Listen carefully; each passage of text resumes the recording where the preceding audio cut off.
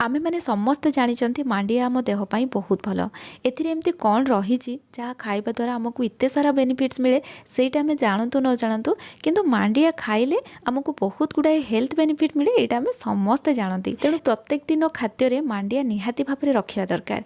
यहाँ आप इडली पूरी परोटा पिठा किसी भी तैयारी करके खाई पारिबे। आज मु आपण मान सहित पिठार रेसिपी शेयर करी आउ ए पिठा छोटू बड़ समस्त को खाइबा पई बहुत पसंद आसीबो। एमती भी मांडिया छोट छुआ मैंने खाइबा पसंद करंतिनी किंतु ए भलिया जदि पिठा बनैकी देबे से माने खुशी रे खाइबे। बहुत टेस्टी लागे एटा खाइबा पई। आपण माने निहाती भाव में घरे थरे बनैकी खांतु। बनैला परे केमती लागिला मते निश्चय कमेंट सेक्शन रे जणाइबे। वीडियो को एंड जाय देखिबे। वीडियो भल लागिले लाइक करिवे शेयर करिवे चैनल रे नुआ थिले सब्सक्राइब करनेबे। जदि फेसबुक पेज रे देखुचंती निश्चित भाव में फॉलो करनी। तो चलतु स्टार्ट करवा आज रेसिपी। प्रथमे मुझे कड़े गरम करनेली आउे गोटे बड़ चामच घी ऐड कली। 6-7टा काजू को हेमदस्तार एमती दरदरा करके मु गुंड करी मैंने पूरा गुंड करवानी एमती छोट छोट खंड रखा। आप चाहिए यहाँ काटिकी ऐड करें। काजू जिते पूरा गोल्डन कलर होपर आम ये किसमिश ऐड करवा कारण किसमिशटा भाजी हाँपाई कम समय लगे। किसमिश भाजी हो सारापर आम ये गुड़ ऐड करवा। आपड़ जी मीठा खायापी पसंद करते से अनुसार ये गुड़ ऐड करेंगे। गुड़ को ऐड कर सारापर आम गोटे चामच पाखापाखि ये पानी देदेबा और यहाँ भाव भाव मिक्स करनबा। आमर गुड़टा जमी पूरा मेल्ट हो ये देखो किसी समय यहाँ मिक्स कलापर गुड़टा आमर मेल्ट हो जाए। आम ये छेना ऐड करवा। ये मु घर तैयारी छेना नहीं आप चाहिए पनीर को ग्रेट करके ऐड करेंगे किंतु घर तैयारी छेनाटा नेले ये खायापी अधिक टेस्टी लगे। जदि आप पनीर नौकरी यहाँ अधिक समय भाजबेनी कारण से पूरा ड्राए हो जो स्टफिंगटा खायापी ये टेस्ट लगभग। जदि एमती छेना नौकरी से पानी अंश अच्छी ताले हाई फ्लेम रे गोटे मिनिट पाखापाखि भल भाव में भाजी ने। ये मुझे नड़िया कोरा 2 चामच ऐड करी एमती गोटे मिनिट भाजिला देखूँ यहाँ ड्राए हो जाए मैंने पूरा सुखा करवानी हल्का टी पानीटा सुखीज बस से जाए भाजवा। तो यहाँ बहुत बढ़िया से भाजी हो जाए। लास्ट आम ये गोलमरिच गुंड अल्प ऐड करवा सहित 3टा गुजराती मंजी को मुझे गुंड करके ऐड कली। यहाँ भल भाव में मिक्स करनबा आठी देखूँ आमर स्टफिंगटा रेडी हो जाए। यहाँ आम अधिक ड्राए करवानी कि पानी अंश भी ये अधिक रखानी। तो ये मीडियम रखा पिठापाई पूरा आमर ये रेडी हो गला। एबे आम यहाँ गोटे जगह को बाहर करनबा आ कड़े को नहीं आसवा। या आम धोइबानी एबे आम ये पानी ऐड करवा। एठी मु 1.5 कप पानी नेली एमती गोटे कप ग्लास किंबा गिनाटे सेट करनेबे जो थी कि मांडिया और पानी को आप मापिकी नेबे जहाँफल पिठा एकदम परफेक्ट तैयारी हम। पानी ऐड कर सारापर पिठा जमी फिका फिका न लगे माने पिठार भल बास्ना आसो से आम गुजराती गुंड ऐड करवा। तो मुझे 3टा गुजराती मंजी को गुंड करके ऐड कली। स्वाद अनुसार लुण दबा गोटे बड़ चामच घी ऐड करवा। पिठार टेस्ट बहुत बढ़िया आसो। ता सहित हाफ कप ये आम नड़िया कोरा ऐड करवा। आपड़ जी मीठा खायापी पसंद करती से अनुसार ये गुड़ ऐड करेंगे। तो मु गुड़ को ऐड कर सारापर हाई फ्लेम रे यहाँ फुटियापाई छाड़देली। एमती नड़िया कोरा घी गुजराती एमती सब पकईकी पिठाटा तैयारी कले ना यहाँ बिल्कुल भी फिका फिका लगभग खाइबापी बहुत बढ़िया टेस्ट लगे। ये देखो पानी को मुझे हाई फ्लेम रे फुटई नहीं आ गुड़ भी भलसे मेल्ट हो गला। एबे आम ये मांडिया ऐड करवा। तो जो कप्रे आम पानी मापिकी नहीं से कप्रे गोटे कप मांडिया अटा नवा। मांडिया ऐड करेंगे जितेबाला गैस फ्लेम पूरा लो कर देथिबे। यहाँ आम भल भाव में मिक्स करनबा। ये देखिए सांगे सांगे पानी को एब्जॉर्ब करनब।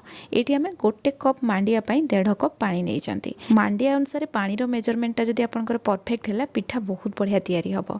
ये देखो किसी समय यहाँ भल भाव में मिक्स कलापर यहाँ बढ़िया से मिसी जाइए। तो ये गैस फ्लेम लो करके यहाँ मिक्स करेंगे कारण मांडिया बहुत जल्दी पानीटा को एब्जॉर्ब करनब। तो ये देखो यहाँ भल भाव में मिसी जाइए।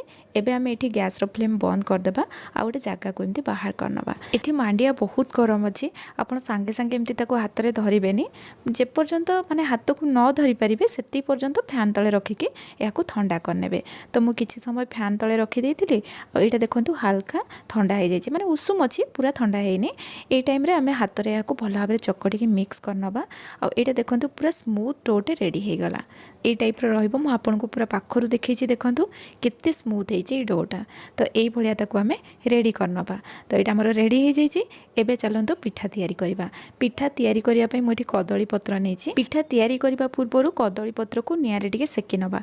हेले जितेबाला यहाँ आम फोल्ड करवा ना कदली पत्रटा बिल्कुल भी फाटबनी। आम जितनी बड़ साइज्र पिठा तैयारी तैयारी करबा से अनुसार गुड़ाटे नबा ताकू ए भलिया हाथ रे प्रेस करी करी चारिपटे स्प्रेड करनबा। तो ये देखिले मु को टाइप रो कली ए भलिया ताकू करि सारला परे एथिरे आमे पूरो ऐड करबा। तो मु 2 चमच एथिरे पूरो देली आ ताकू टिके हल्का प्रेस करनबा। एमती एबे दुई पट साइड रो आमे मांडिया पिठा को उठेबा। तो आपण एठी कोन करिवे से कदली पत्र ना एमती आनी कि मझिरे ताकू प्रेस करनेबे एटा बहुत बढ़िया से रेडी हे जिवो। एठी देखंतु पिठा रेडी हे गला। एबे आमे कदली पत्र को भलो भाबरे फोल्ड करनबा।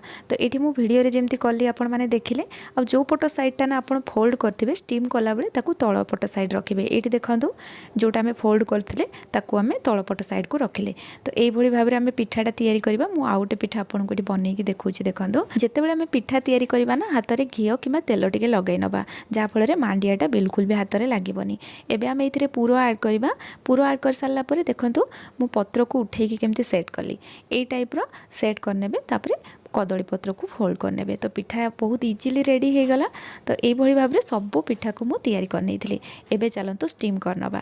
स्टीम करने पिठा को आम कौ भाई रखिले ये देखिले। एबे या को आम कभर करनबा और सेपटे आम गैस रे पानी गरम करनबा। तो मुझे पानी गरम करनी यहाँ एमती फुटुथुब माने ये पूरा गरम हो गलानी। एबे आम हाई फ्लेम रे या को 1 मिनिट जाए एमती फुटिया छाड़देबा। 1 मिनिट फुटिला परे आउ 6 ରୁ 7 मिनिट मीडियम फ्लेम रे या को सिझापी आम छाड़देबा। तो ये मुझे 7 मिनिट पाखापाखि पूरा स्टीम कर नहीं थी। ये 7 मिनिट पर आपन को मु कवर ओपन करके देखौछि देखंतु एटा भल भाव में सिझी जाइए। याठू अधिक समय आउ सिझेबा दरकार नहीं। तो या आम किसी समय ठंडा हाँवाई छाड़देबा। और पिठाटा ना बहुत सॉफ्ट तैयारी हुए। ठंडा है मुझे आपन को देखौछि देखंतु पिठा बहुत बढ़िया से रेडी हो जाइए। आ सबू पिठा को मध्य मु बाहर कर नहीं। आपण माने तो प्रोसेसटा देखिले कितने सहज पिठा तैयारी करबा और बहुत बढ़िया टेस्ट लगी थाए। पिला माने भी खुशी रे खाइबे ए मांडिया पिठा को। सेति आपण माने निश्चय घरे तैयारी करंतु। तैयारी कला परे केमती लागिला कमेंट सेक्शन रे जणाइबे। जदि आजिर रेसिपी आपण माने को पसंद आस्तिबो वीडियो को लाइक करिया पई जमा भी भूलिबेनी। पुणी आसीबी नुआ रेसिपी नै कि सेति पर्यंत रहूची। धन्यवाद।